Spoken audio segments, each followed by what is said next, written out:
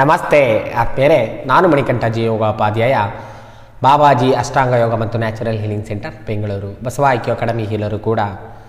ದೇಹದಲ್ಲಿ ಉಷ್ಣತೆ, ಹೀಟ್ ಅಂದರೆ ಆಯುರ್ವೇದದ ಪ್ರಕಾರ ಇದನ್ನು ಪಿತ್ತ ಅಂತ. ಪಿತ್ತ ಜಾಸ್ತಿ ಆದಾಗ, ಬಾಡಿಲಿ ಹೀಟ್ ಜಾಸ್ತಿ ಆದಾಗ ಬಾಡಿ ಜಾಸ್ತಿ ಸ್ವೆಟ್ಟಿಂಗ್ ಆಗೋದು, ಅಂದರೆ ಬೆವರುವಿಕೆ ಜಾಸ್ತಿ ಆಗೋದು. ಹಾಗೆ ದೇಹದಲ್ಲಿ, ಚರ್ಮದಲ್ಲಿ ಅಲ್ಲಲ್ಲಿ ಗುಳ್ಳೆಗಳಾಗ್ತಕ್ಕಂಥದ್ದು, ಹೀಟ್ ಬಾಯ್ಲ್ಸ್, ಕುರು ಅಂತ ಕರೀತಾರೆ. ಪಿತ್ತದ ಗಂಧೆಗಳಾಗ್ತಕ್ಕಂಥದ್ದು, ಚರ್ಮದಲ್ಲಿ ತುರಿಕೆ ಉಂಟಾಗ್ತಕ್ಕಂಥದ್ದು.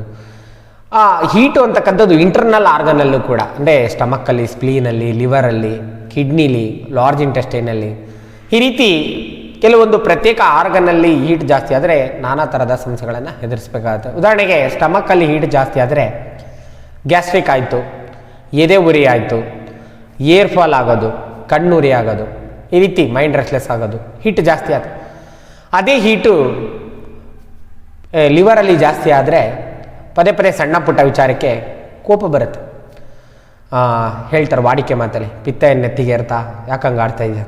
ಸೊ ಈ ರೀತಿ ಹೀಟು, ಆ ಹೀಟು ಕಿಡ್ನಿಗೆ ಬಂತು. ಕಿಡ್ನಿಗೆ ಬಂದಾಗ ಯೂರಿನ್ ಬರ್ನಿಂಗ್ ಸೆನ್ಸೇಷನ್ ಆಗ್ಬೋದು, ಯೂರಿನ್ ಎಲ್ಲೇಶ್ ಆಗ್ಬೋದು, ಇನ್ನೂ ಜಾಸ್ತಿ ಆದಾಗ ಕಿಡ್ನಿ ಸ್ಟೋನ್ ಕೂಡ ಆಗ್ಬೋದು. ಅದೇ ಹೀಟು ಲಾರ್ಜ್ ಇಂಟೆಸ್ಟೈನಿಗೆ ಬಂದಾಗ ಅಲ್ಲಿರ್ತಕ್ಕಂಥ ಮಲ ಗಟ್ಟಿ ಆಗ್ಬೋದು, ಮಲ ವಿಸರ್ಜನೆಯಲ್ಲಿ ಅಡೆತಡೆ ಉಂಟಾಗ್ಬೋದು, ಕಷ್ಟ ಆಗ್ಬೋದು. ಬೆಳಗ್ಗೆ ಎದ್ದರೆ ಮಲ ವಿಸರ್ಜನೆ ಆಗೋದು ಹೀಟಿಂದ, ಅಥವಾ ಮಲ ವಿಸರ್ಜನೆ ಮಾಡ್ಬೇಕಾದ್ರೆ ಉರಿ ಆಗ್ಬೋದು, ಬರ್ನಿಂಗ್ ಸೆನ್ಸೇಷನ್ ಉಂಟಾಗ್ಬೋದು. ಹಾಗೆ ಹೀಟು ಅಂತಕ್ಕಂಥದ್ದು ಮೇನೇಜು ಕರೆಕ್ಟಾಗಿ ಮಾಡದೇ ಇದ್ದರೆ ಹಲವರು ಸ್ತ್ರೀಯರಲ್ಲಿ ಕೆಲವರಿಗೆ ಮಾಸಿಕ ಋತುಸ್ರಾವದಲ್ಲಿ ಬ್ಲೀಡಿಂಗ್ ಸ್ಟಾರ್ಟ್ ಆದರೆ ಸ್ಟಾಪೇ ಆಗೋದು. ಎಕ್ಸ್ಟ್ರೀಮ್ ಹೀಟ್ ಇದ್ದಾಗ ಈ ರೀತಿ ಆಗ್ತದೆ. ಸೊ ಹೀಟನ್ನು ನಾವು ಬಾಡಿಲಿ ಮೇನೇಜ್ ಮಾಡೋದು. ಹೀಟ್ ಇರಬೇಕು, ಹೀಟ್ ಇದ್ರೇ ಎಲ್ಲ ಥರದ ಸರ್ಕ್ಯುಲೇಷನು, ಫಂಕ್ಷನ್ ಎಲ್ಲವೂ ಕೂಡ ಚೆನ್ನಾಗಿ ನಡೆಯೋದು. ಹೀಟನ್ನು ಮೇನೇಜ್ ಮಾಡ್ತಕ್ಕಂಥದ್ದು ಭಾಳ ಇಂಪಾರ್ಟೆಂಟ್. ಹೀಟನ್ನು ಬ್ಯಾಲೆನ್ಸ್ ಆಗಿ ಇಟ್ಕೊಳ್ಳೋದು, ಮೇನೇಜ್ ಮಾಡ್ತಕ್ಕಂಥದ್ದು. ಫುಡ್ಡಿಂದ ಕೂಡ ಹಿಂದೆ ಹೇಳಿದಂಥ ಈ ಸಮಸ್ಯೆಗಳು ಯಾರಿಗಾರು ಪದೇ ಪದೇ ತಲೆದೋರ್ತಾ ಇದ್ದರೆ, ಭಾಳ ಮಕ್ಕಳಿಗೆ ಫುಡ್ಡಲ್ಲಿ ತುಂಬ ಸ್ಪೈಸಿ, ಮಸಾಲೆ, ಖಾರ, ಹುಳಿನ ಲಿಮಿಟಾಗಿ ಸೇವನೆ ಮಾಡ್ತಕ್ಕಂಥದ್ದು. ಅದರಲ್ಲಿ ಬ್ಯಾಲೆನ್ಸ್ ತರೋದು, ತುಂಬ ಸ್ಪೈಸಿ, ಮಸಾಲೆ, ಖಾರ, ಹುಳಿ ಕಡಿಮೆ ಮಾಡಿಕೊಳ್ತಕ್ಕಂಥದ್ದು. ಅದರೊಂದಿಗೆ ಇಲ್ಲಿ ಈ ವಿಡಿಯೋದಲ್ಲಿ ಒಂದು ಮುದ್ರೆ, ಹಾಗೆ ಒಂದು ಯೋಗಿಕ್ ಬ್ರೀತಿಂಗ್ ಟೆಕ್ನಿಕ್, ಪ್ರಾಣಾಯಾಮ, ಹಾಗೆ ಒಂದು ಅಕ್ಯುಪ್ರೆಷರು, ಕಲರ್ ಥೆರಪಿ ಕೂಡ ಹೇಳ್ಕೊಡ್ತೀನಿ. ಸೊ ಇದನ್ನು ನೀವು ಅರಿತು ಕರೆಕ್ಟಾಗಿ, ಯಾರಿಗೆ ಹಿಂದೆ ಹೇಳ್ದಂಗೆ ಎಕ್ಸ್ಟ್ರೀಮ್ ಬಾಡಿಲಿ ಹೀಟ್ ಇರುತ್ತೋ, ಗ್ಯಾಸ್ಟ್ರಿಕ್ ಇರುತ್ತೋ, ಅಥವಾ ಏರ್ ಫಾಲ್ ಇರುತ್ತೋ, ಅಥವಾ ಪದೇ ಪದೇ ಸ್ಕಿನ್ನಲ್ಲಿ ಇಶ್ಯೂಸ್ ಬರ್ತಾ ಇರುತ್ತೋ, ಸ್ಕಿನ್ ರ್ಯಾಷಸ್ ಆಗ್ತಾ ಇರುತ್ತೋ, ಅಲ್ಲಲ್ಲಿ ಕುರುಗಳು ಹೇಳ್ತಾ ಇರುತ್ತೋ ದೇಹದಲ್ಲಿ, ಅಥವಾ ಹಿಂದೆ ಹೇಳ್ದಂಗೆ ಕಾನ್ಸ್ಟಿಪೇಷನ್ ಇರುತ್ತೋ, ಯೂರಿನ್ ಬರ್ನಿಂಗ್ ಸೆನ್ಸೇಷನ್ ಇರುತ್ತೋ, ಅವರೆಲ್ಲರೂ ಕೂಡ ಇದನ್ನು ಅರಿತು ಮುದ್ರೆ ಆಗ್ಬೋದು, ಪ್ರಾಣಾಯಾಮ ಆಗ್ಬೋದು, ಕಲರ್ ಥೆರಪಿ ಆಗೋದು, ಆಕ್ಯುಪ್ರೆಷರ್ ಆಗ್ಬೋದು, ಅರಿತು ಅಭ್ಯಾಸ ಮಾಡಿದ್ರೆ ನ್ಯಾಚುರಲ್ ಆಗಿ ಆ ರೀತಿಯಾದ ಸಮಸ್ಯೆಯಿಂದ ಹೊರ ಬರ್ಬೋದು. ಹಿಂದೆ ಹೇಳಿದೆ ಆಯುರ್ವೇದದ ಪ್ರಕಾರ ಹೀಟನ್ನು ಪಿತ್ತ ಅಂತ ಹೇಳ್ತಾರೆ. ಇಲ್ಲಿ ಒಂದು ಮುದ್ರೆ ಬರುತ್ತೆ, ಪಿತ್ತನಾಶಕ ಮುದ್ರೆ ಅಂತಲೇ ಕರೀತಾರೆ. ನಿಮ್ಮ ತೋರು ಬೆರಳನ್ನು, ಹೆಬ್ಬೆರಳನ್ನು ಈ ರೀತಿ ಬುಡಕ್ಕೊತ್ತದು. ಮಧ್ಯದ ಬೆರಳಿದೆ ನೋಡಿ, ರಿಂಗ್ ಫಿಂಗರನ್ನು ಇಲ್ಲಿ ಹೆಬ್ಬೆರಳಿನ ಉಗುರನ ಕೆಳಗಿರ್ತಕ್ಕಂಥ ಪಾಯಿಂಟಿಗೆ, ಮತ್ತು ಉಗುರದ ಬೆರಳ ಕೆಳಗಿರ್ತಕ್ಕಂಥ ಪಾಯಿಂಟಿಗೆ ಟಚ್ ಮಾಡೋದು. ಮಧ್ಯದಲ್ಲಿ ಈ ಮಧ್ಯ ಬೆರಳು, ಕಿರು ಬೆರಳು ನೇರ ಇರಬೇಕು. ಈ ರೀತಿ ತೋರು ಬೆರಳನ್ನು ಬುಡಕ್ಕೊತ್ತೋದು, ಉಂಗುರದ ಬೆರಳನ್ನು ಹೆಬ್ಬೆರಳಿನ ಉಗುರನ ಕೆಳಗಿರ್ತಕ್ಕಂಥ ಪಾಯಿಂಟಿಗೆ ಟಚ್ ಮಾಡೋದು. ಇದನ್ನು ಪಿತ್ತನಾಶಕ ಮುದ್ರೆ ಅಂತಲೇ ಕರೀತಾರೆ. ಈ ಮುದ್ರೆಯೊಂದಿಗೆ ಸಮಯವನ್ನು ಕಳೀತಕ್ಕಂಥದ್ದು. ಈ ರೀತಿ ಮುದ್ರೆ ಮಾಡ್ಕೊಳ್ಳೋದು, ಸ್ವಲ್ಪ ಉಚ್ಛ್ವಾಸ ನಿಶ್ವಾಸದ ಕಡೆ ಗಮನ ಹರಿಸ್ತಾ ಒಂದು 5 ರಿಂದ 10 ನಿಮಿಷ ಕಳೀತಕ್ಕಂಥದ್ದು. ಅದರೊಂದಿಗೆ ಈ ಮುದ್ರೆಯೊಂದಿಗೆ ಒಂದು ಬ್ರೀತಿಂಗ್ ಟೆಕ್ನಿಕ್, ಬಾಡಿಲಿ ಇರ್ತಕ್ಕಂಥ ಎಕ್ಸ್ಟ್ರೀಮ್ ಹೀಟನ್ನು ಇದು ಕಡಿಮೆ ಮಾಡುವಲ್ಲಿ, ಕೆಲವರಿಗೆ ಮೌತ್ ಅಲ್ಸರ್ಸ್, ಬಾಯಿ ಗುಳ್ಳೆ ಆಗ್ತಕ್ಕಂಥದ್ದು, ಬಾಯಲ್ಲಿ ಉಣ್ಣಾಗ್ತಕ್ಕಂಥದ್ದು, ಒಸಡಿನಲ್ಲಿ ರಕ್ತಸ್ರಾವ ಉಂಟಾಗ್ತಕ್ಕಂಥದ್ದು, ಉಸಿರಿನಲ್ಲಿ ರಕ್ತಸ್ರಾವ ಉಂಟಾಗ್ತಕ್ಕಂಥದ್ದು, ಅಲ್ಲಿ ನೋವು ಬರ್ತಕ್ಕಂಥದ್ದು, ಈ ರೀತಿ ಸಮಸ್ಯೆಗಳು ಎಲ್ಲವೂ ಕೂಡ ಈ ಬ್ರೀತಿಂಗ್ ಟೆಕ್ನಿಕ್ ಮಾಡಿದಾಗ ನೀವು ಅದನ್ನು ನ್ಯಾಚುರಲ್ ಆಗಿ ನಿವಾರಣೆ ಮಾಡ್ಕೋಬೋದು. ಇಲ್ಲಿ ಈ ಪ್ರಾಣಾಯಾಮವನ್ನು ಶೀತಕಾರಿ ಸದಂದ ಪ್ರಾಣಾಯಾಮ ಅಂತ ಹೇಳ್ತಾರೆ. ಈ ಮುದ್ರೆಯೊಂದಿಗೆ ಈ ಪ್ರಾಣಾಯಾಮನ ಮಾಡಿ, ಮೊದಲಿಗೆ ಶೀತಳಿ ಪ್ರಾಣಾಯಾಮ, ನಾಲಿಗೆನ ಸುರುಳಿ ಆಕಾರ ಮಾಡ್ಕೊಳ್ಳೋದು. ಈ ರೀತಿ ಬಾಯಿ ಮುಖೇನ ಉಸಿರು ತೆಗೆದುಕೊಳ್ಳೋದು, ನಾಲಿಗೆನೇ ನೇರ ಮಾಡೋದು, ನಾರ್ಮಲಾಗಿ ಬಾಯಿ ಮುಚ್ಚಿ ಮೂಗಿನ ಮುಖಾಂತರ ಉಸಿರು ಹೊರಹಾಕೋದು ನೋಡಿ. ಈ ರೀತಿ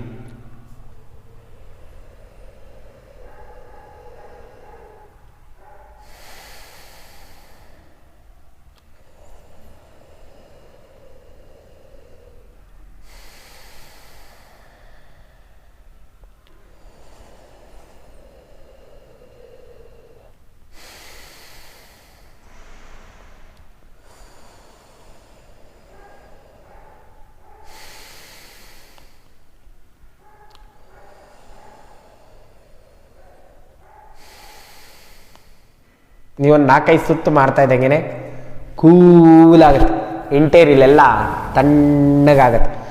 ಸೊ ಯಾರಿಗೆ ಪದೇ ಪದೇ ಬಾಯಿಲಿ ಗುಳ್ಳೆಗಳಾಗ್ತದೆ, ಮೌತ್ ಅಲ್ಸರ್ ಆಗ್ತದೆ, ಉಸಿರಿನಲ್ಲಿ ರಕ್ತಸ್ರಾವ ಉಂಟಾಗ್ತದೆ, ಸ್ಪ್ಲೀನಲ್ಲಿ ಎಕ್ಸ್ಟ್ರೀಮ್ ಹೀಟ್ ಆದರೆ ಉಸಿರಿನಲ್ಲಿ ರಕ್ತಸ್ರಾವ ಉಂಟಾಗುತ್ತೆ. ಸೊ ಈ ರೀತಿ ಕೂಲಿಂಗ್ ಪ್ರಾಣಾಯಾಮನ ಮಾಡೋದು, ಇದನ್ನು cooling pranayama, Sheetali pranayama. Next one is Sheetkari ಪ್ರಾಣಾಯಾಮ.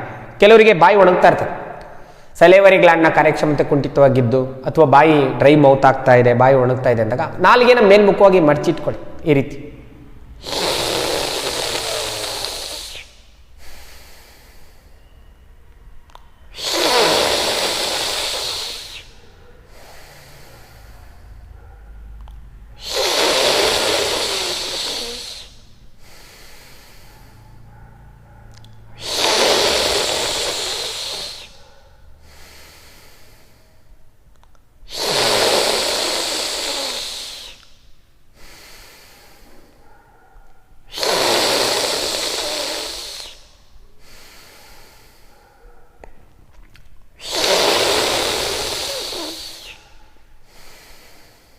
ನಾಲ್ಗೆನ ಮೇಲ್ಮುಖವಾಗಿ ಮಡಚೋದು, ಶಬ್ದ ಮಾಡ್ತಾ ಗಾಳಿ ತೆಗೆದುಕೊಳ್ಳೋದು, ನಾಲ್ಗೆ ನೇರ ಮಾಡೋದು, ಬಾಯಿ ಮುಚ್ಚೋದು, ಮೂಗಿನ ಮುಖೇನ ಉಸಿರಾರ.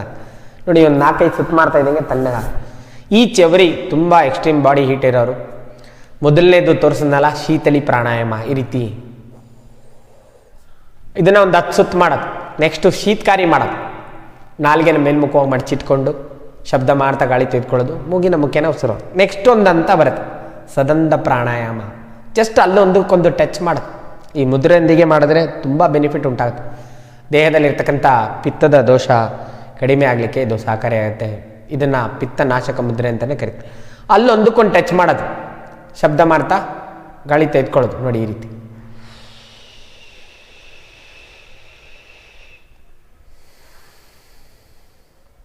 ಅಲ್ಲೂ ಫ್ರೀ ಬಿಡಿ, ಬಾಯಿ ಫ್ರೀ ಬಿಡಿ, ಮೂಗಿನ ಮುಖಾನ ಹೊಸರು ಹೊರ ಹಾಕೋದು, ಅಲ್ಲೊಂದಕ್ಕೊಂದು ಟಚ್ ಮಾಡೋದು.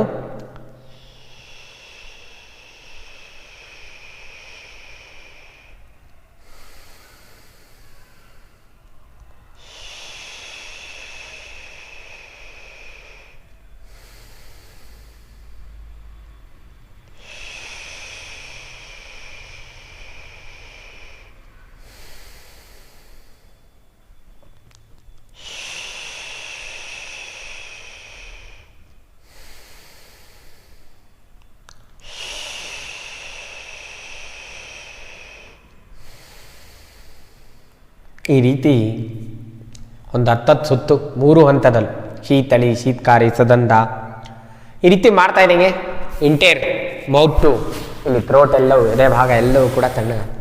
ಎಕ್ಸ್ಟ್ರೀಮ್ ಬಾಡಿ ಹೀಟಿಂದ ಕೆಲವರಿಗೆ ತಲೆನೋವು, ತಲೆ ಸುತ್ತು ಈ ರೀತಿ ಆಗ್ತಾರೆ. ಕೆಲವರಿಗೆ ಬಿಸಿಲಿಗೆ ಹೋದ್ರೇ ತಲೆ ಸುತ್ತು, ತಲೆನೋವು ಈ ರೀತಿ ಬರ್ತಾ ಇರ್ತದೆ. ಸೊ ಅಂಥವ್ರು ಏನು ಮಾಡ್ತೀರಾ, ಒಂದು ಕಲರ್ ಥೆರಪಿ ಅಂತ ಹೇಳಿ, ನಿಮ್ಮ 2 ಆಯುರ್ವೇದಿಕ್ ಅಕ್ಯುಪ್ರೆಷರ್ನ ಚಾರ್ಟ್ನ ಪ್ರಕಾರ ಬಲಗೈನ ತೋರುಬೆರಳು ಜಲವನ್ನು ರೆಪ್ರೆಸೆಂಟ್ ಮಾಡುತ್ತೆ, ಎಡಗೈನ ತೋರುಬೆರಳು ಬಂದು ಅಗ್ನಿಯನ್ನು ರೆಪ್ರೆಸೆಂಟ್ ಮಾಡುತ್ತೆ. 2 ಉಗುರಿನ ಕೆಳಗಡೆ ಯಾಂಗ್ ಬ್ರೈನ್ನ ರಿಪ್ಲೆಕ್ಸ್ಗೆ ಗ್ರೀನ್ ಕಲರ್ ಡಾಟ್ ಹಾಕು. ಈ ರೀತಿ ಜಸ್ಟ್ ಡಾಟ್ ಇಟ್ಟರೆ ಸಾಕು, ನಿಮ್ಮ ಬಾಡಿಲಿ ಹೀಟ್ ಕಮ್ಮಿ ಆಗುತ್ತೆ. ಹೀಟ್ ರಿಲೇಟೆಡು ಸಮಸ್ಯೆಗಳು ಕಮ್ಮಿ ಆಗುತ್ತೆ. ತಲೆ ಕೂದಲುವಿನ ಉದುರುವಿಕೆಯ ಸಮಸ್ಯೆ ಕೂಡ ಕಡಿಮೆ ಆಗುತ್ತೆ. ಸೊ ಈ ರೀತಿ 2 ಗ್ರೀನ್ ಕಲರ್ ಡಾಟ್ ಹಾಕು. ಸೊ ಕಲರ್ ಹಾಕಿದ್ಮೇಲೆ ಒಂದು 3-4 ತಾಸು ಉಳಿಸ್ಕೊಳ್ಳಿ. ನಿಮಗೆ ಈ ಕಲರೆಲ್ಲ ಹಾಕಿದ್ಮೇಲೆ ನೆಗಡಿ ಆಯಿತು, ಕೋಲ್ಡ್ ಆಯಿತು, ಕಫ ಆಯಿತು ಅಂದರೆ ಕಂಪ್ಲೀಟಾಗಿ ಅಳಿಸ್ಬಿಡಿ, ಹಾಕೋದು ಬೇಡ, ಆಯ್ತಾನ. ಸೊ ಆ ಥರ ಏನು ಸಮಸ್ಯೆ ಇಲ್ಲ. ಬಾಡಿ ನಮ್ಮದು ಎಕ್ಸ್ಟ್ರೀಮ್ ಹೀಟ್ ಇದೆ, ಹಾರ್ಟ್ ಫ್ಲಶಸ್ ಆಗ್ತಿದೆ. ಹಿಂದೆ ಹೇಳ್ದಂಗೆ ಆ ಬಾಡಿ ಹೀಟು ಜಾಸ್ತಿ ಆದಾಗ ಕೆಲವರಿಗೆ ಬಾಡಿ ಪೇಯ್ನ್ ಕೂಡ ಬರುತ್ತೆ. ಅಲ್ಲಲ್ಲಿ ಸ್ನಾಯುಗಳಲ್ಲಿ ಸೆಳೆತ ಉಂಟಾಗೋದು, ನೋವು ಉಂಟಾಗೋದು ಎಲ್ಲವೂ ಕೂಡ ಆಗ್ತದೆ. ಅದಕ್ಕೂ ಕೂಡ ಹಿಂದೆ ಹೇಳಿದಂತೆ ಪ್ರಾಣಾಯಾಮ ಮಾಡೋದು. ಈ 2 ತೋರ್ಬೆರಳಿನ ಉಗುರಿನ ಕೆಳಗಡೆ ಗ್ರೀನ್ ಕಲರ್ ಡಾಟ್ ಹಾಕೋಣ. ಹಾಗೆ ಒಂದು ಅದ್ಭುತವಾದ ಅಕ್ಯುಪ್ರೆಷರ್ ಬರುತ್ತೆ. This is call K10 acupressure ಅಂತ. ಸೊ ಬೇಸ್ಡ್ ಆನ್ ಸಿಚುವೇಶನ್ ಮೇಲೆ, ಎಕ್ಸ್ಟ್ರೀಮ್ ಬಾಡಿಲಿ ಹೀಟ್ ಜಾಸ್ತಿ ಇದೆ, ಯೂರಿನ್ ಎಲ್ಲೋಯಿಶ್ ಇದೆ, ಯೂರಿನ್ ಬರ್ನಿಂಗ್ ಸೆನ್ಸೇಷನ್ ಇದೆ, ಪೇಯ್ನ್ಫುಲ್ ಯೂರಿನೇಷನ್ ಇದೆ, ಅಂದರೆ ಮೂತ್ರ ಮಾಡಬೇಕಾದ್ರೆ ನೋವು ಆಗ್ತಾ ಇದೆ, ಉರಿ ಆಗ್ತಾ ಇದೆ, ತುಂಬ ಹಳದಿ ಬಣ್ಣ ಮೂತ್ರ ಇದೆ ಅಂದಾಗ ಮಾತ್ರ ನಿಮಗೆ ಹಿಂದೆ ಹೇಳ್ದಂಗೆ, ಅಥವಾ ಮೋಷನ್ ಬರ್ನಿಂಗ್ ಇದೆ, ಆ ರೀತಿ ಎಕ್ಸ್ಟ್ರೀಮ್ ಬಾಡಿಲಿ ಹೀಟ್ ಇದ್ದಾಗ ಮಾತ್ರ ಈ K10 ಅಕ್ಯುಪ್ರೆಷರನ್ನು ಮೇಲ್ಗಡೆ ಚಿತ್ರದಲ್ಲಿ ಕಾಣಿಸ್ತಾ ಇದೆ. ಮಂಡಿ ಹಿಂದೆಗಡೆ ಬರುತ್ತೆ. ನಿಮ್ಮ ಮಧ್ಯದ ಬೆರಳಿನ ಸಹಾಯದಿಂದ ಬಲಮಂಡಿಯ ಬಲಮಂಡಿಲಿ ಎಡ ಮಧ್ಯದ ಬೆರಳಿನ ಸಹಾಯದಿಂದ ಬಲಮಂಡಿಲಿ ಹಿಂದೆ ಒತ್ತೋದು. ಎಡ ಮಧ್ಯದ ಬೆರಳು ಅಂದರೆ ಆಪೋಸಿಟ್ ಬೆರಳಿಂದ ಬಲಗೈ ಮಧ್ಯದ ಬೆರಳಿಂದ ಎಡ ಮಂಡಿ ಹಿಂದೆ ಕೇಟೆನನ್ನು ಒತ್ತೋದು.